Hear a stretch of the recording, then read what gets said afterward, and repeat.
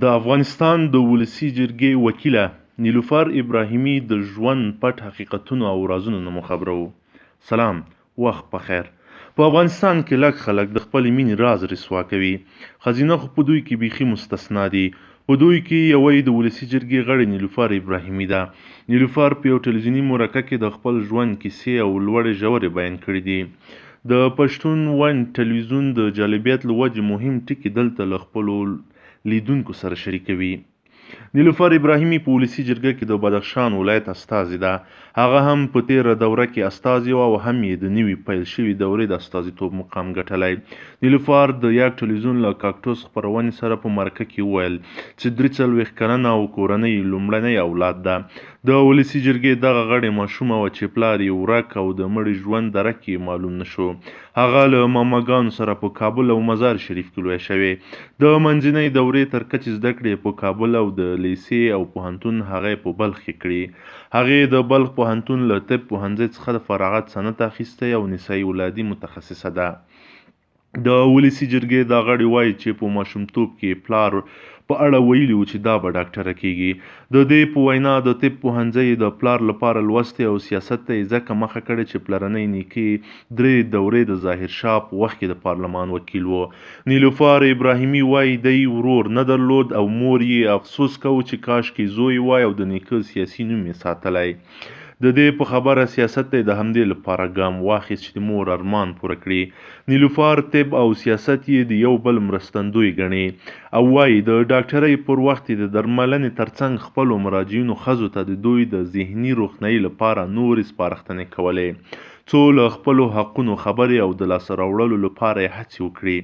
ډاکټر نیلوفر وایي تر سیاسي ډېره عاطفي ښځه ده او له سیاسي منافقینو یو بد راځي.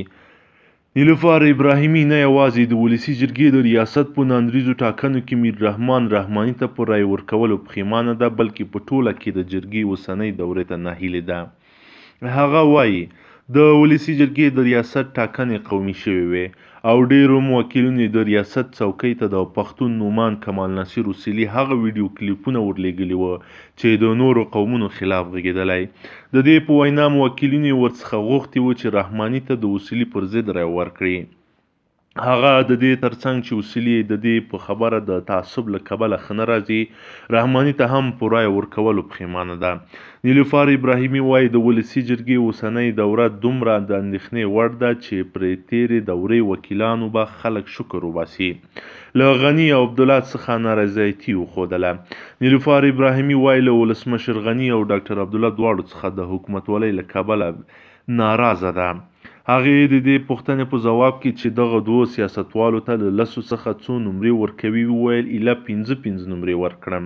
نیلوفر ابراهیمي د ملالۍ جویا په اړه وایي چې د یوې زړورې مبارزې په توګه ورته درناوی لري.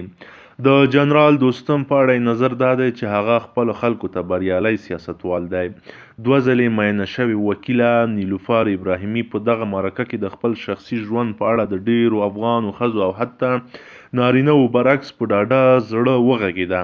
هغې وویل 2 ځلې میینه شوې یم. اول ځل په داسې چا میینه شوم چې مذهبي توپیر مو درلود. مور مې له همدې کبله له هغه کس سره زما د ګډ ژوند مخه ونیوله. د دې په وینا په 2یم ځل د خپل ژوند پر اوسني ملګري میینه شوه چې دا مینه یې بریالی شوه. نیلوفر ابراهیمي 15 کاله وړاندې واده کړی چې اوس یې 5 ماشومان ترې لري. د نیلوفر لومړنی اولاد د دې 14 کلنه لور ده. وایي کورنۍ اوس په اسټرالیا کې ژوند کوي.